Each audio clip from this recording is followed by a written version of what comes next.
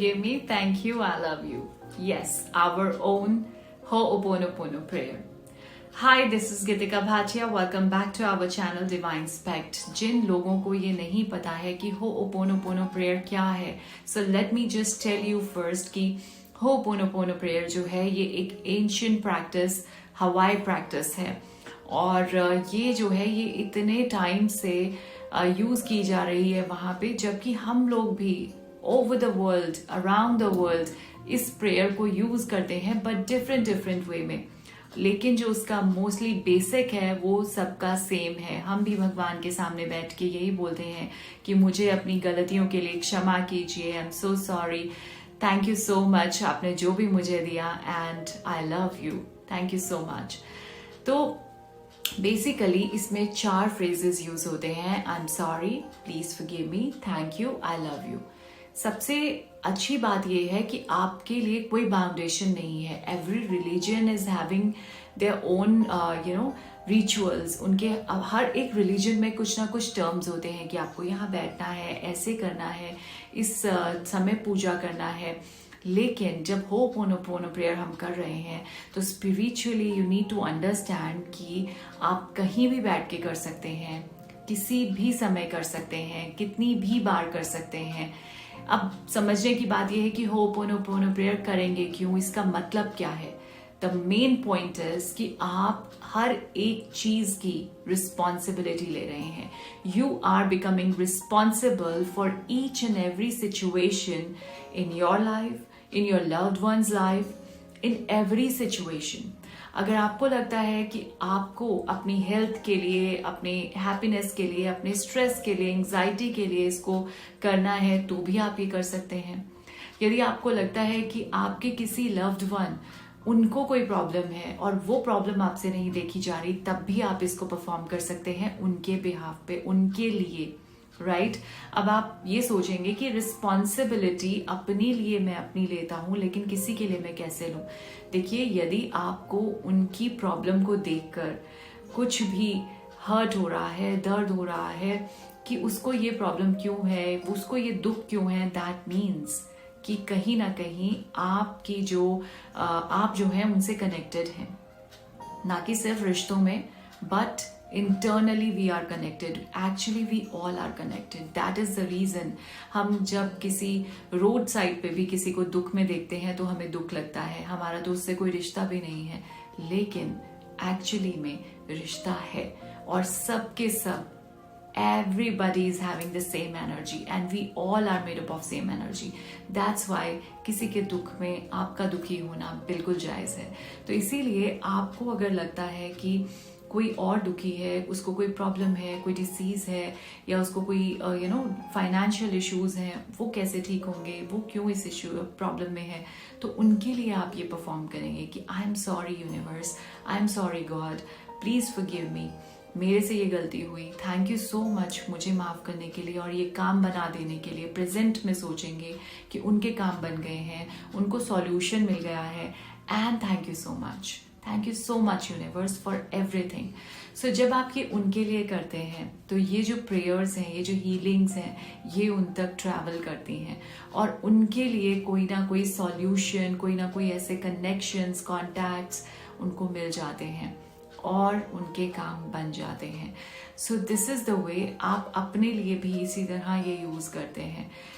Life की कोई भी सिचुएशन हो, कोई बीमारी है, कोई फाइनेंशियल क्राइसिस है, कोई कर्ज आ गए हैं, कोई हेल्थ इश्यूज हैं, स्ट्रेस है किसी काम का, एंजाइटी हो रहा है, कुछ भी रिलेशंस खराब हो रहे हैं, उस रिलेशन को ठीक करने के लिए प्रेजेंट में सोचेंगे कि वो रिलेशन ठीक हो गए, थैंक यू सो मच उस रिलेशन को ठीक करने के लिए, अब हम बहुत खुश हैं, ऐसा आप अज्यूम करेंगे और आई लव यू।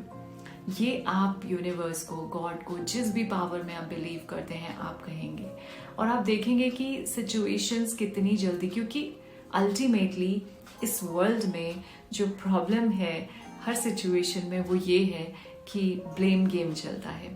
ये मैंने नहीं किया, ये उसने किया था, उसकी वजह से ऐसा हो गया था, मैं तो बिल्कुल ठीक कर रहा था, मैंने बिल्कुल ठीक किया था, उसने ऐसा कहा इसलिए ये हुआ।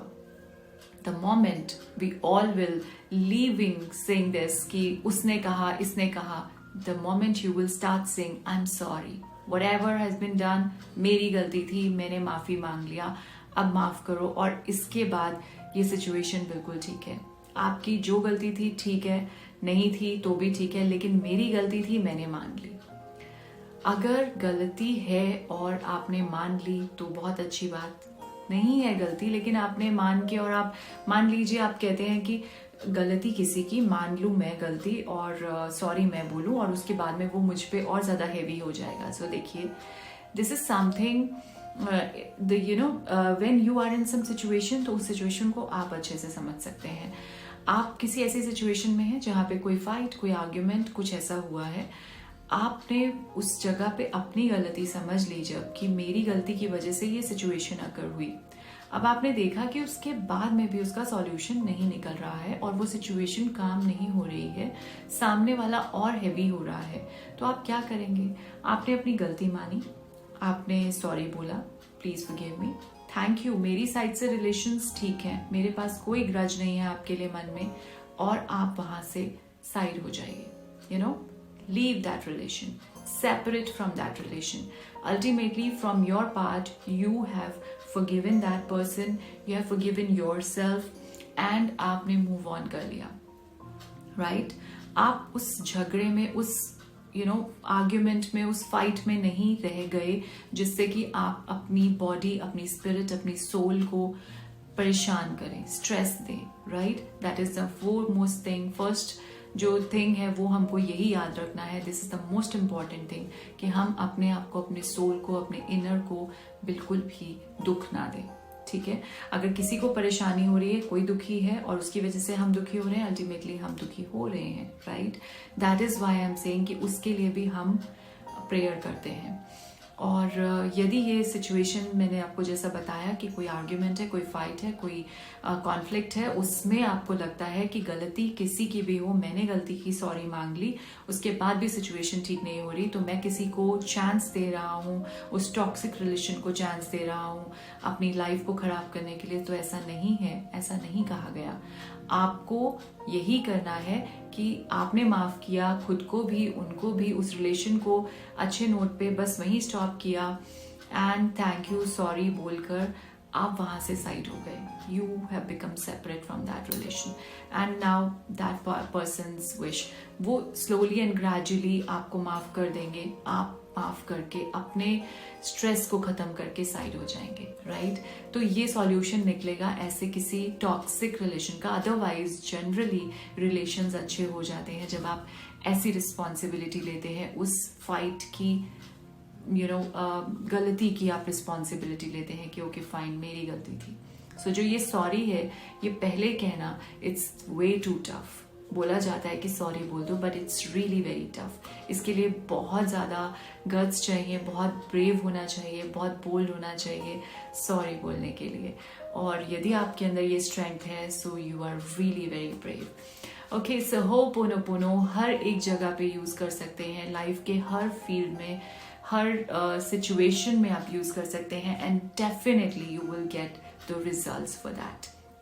सो ट्राई कीजिए and you will definitely get the results. Comment box में लिखिए अगर आप चाहते हैं कि किसी पर्टिकुलर सिचुएशन में आप फंसे हुए हैं और वहां पे हम होपोनोपोनो कैसे यूज करें और कैसे उस सिचुएशन से बाहर निकले। So will be more than happy to help you and advise you कि कैसे आप उस सिचुएशन से बाहर निकले, and will try to make another video on that so that the entire world can get that solution. उसका solution सारे world को, हमारी पूरी यूट्यूब फैमिली को पता चल सके। Alright, so thank you so much. Till then मैं भी आपके लिए प्रे करती हूँ और करूँगी कि आपकी सारी सिचुएशंस बिल्कुल ठीक हो जाएं, आपकी लाइफ भी अच्छी हो। And I am sorry, please forgive me. Thank you so much. I love you.